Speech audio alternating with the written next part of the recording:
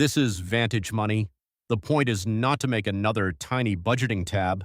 The point is to give your personal capital the same kind of operating system that Vantage gives your trading data. So I am starting on the Money dashboard. This is the home base. It shows the month, the accounts and scope, the current cash position, net worth, debt, recurring items, and the areas that deserve attention. The calendar is important because money is not just a balance. Money has timing. Rent hits on one day. Payroll hits on another day. Subscriptions, debt payments, broker transfers, and card payments all land on different dates. The calendar makes that visible. Then the snapshot underneath gives me the fast read. Net worth, cash on hand, debt, monthly change, current spend, budgets at risk, recurring due soon, and debt pressure. Before I open any detail page, I already know what kind of month I am looking at. Next, I go to Accounts, because every money view depends on what accounts are actually in the workspace. This is where checking, savings, cards, loans, investment accounts, manual accounts, and connected accounts all become one local view. Some accounts can come from bank sync, some can be manual, some can be imported from files. The important part is that they all feed the same money workspace. The account list shows what is in scope. The workspace mix tells me how much of the picture is linked versus manual, how much is cash, how much is debt, and whether investments are represented. Then linked institutions show which banks or card providers are connected for live sync.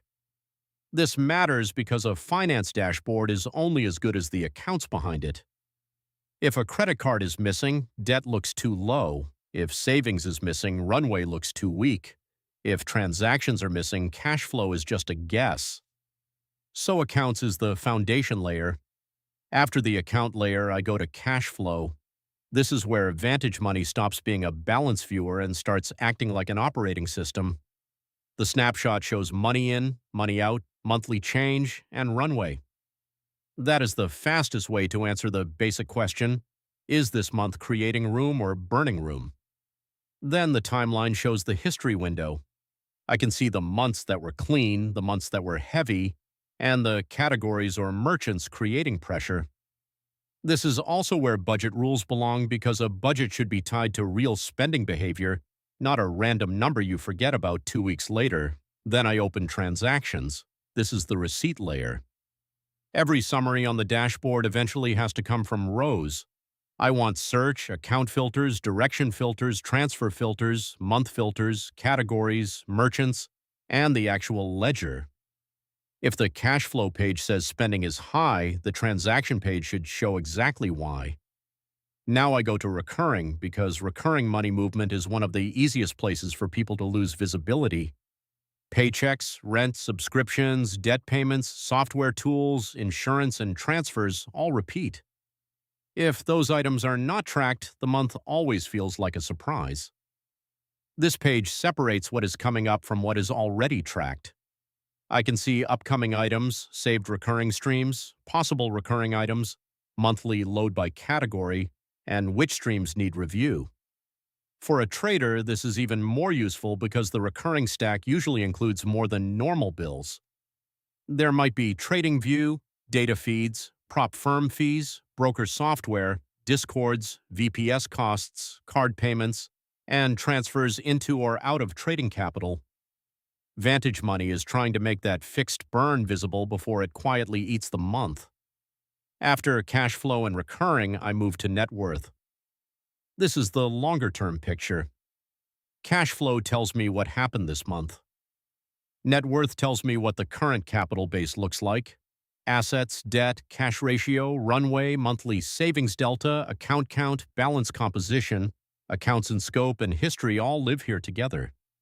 This is where the trading and money story starts to connect. A green trading month matters, but it matters more when I can see whether it actually improved reserves, reduced debt, increased net worth, or just disappeared into spending. Then I open debt. Debt needs its own page because liabilities should not be hidden inside a net worth number. I want to see the accounts, priority, total debt, weighted APR, minimum due, utilization, estimated interest drag, and which balances deserve attention first. If debt pressure is rising while trading risk is rising, that is a real signal. It changes how aggressive someone should be with capital, subscriptions, transfers, and reserves. The last money page is household. Not everyone needs this on day one, but it is important if the money picture is shared. Household is for separating personal accounts, shared accounts, ownership, contribution mix, and the accounts that belong in a family or couple view. That way, Vantage Money can support a single person, a trader managing their own capital, or a household trying to see what is shared and what is individual.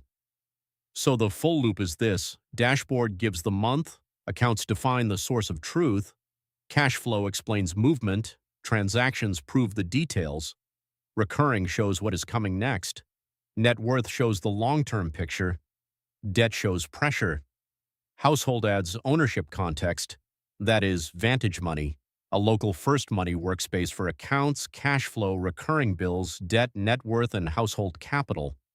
If you want deeper videos on each page, subscribe. The next walkthroughs can go page by page and show the setup workflow in more detail.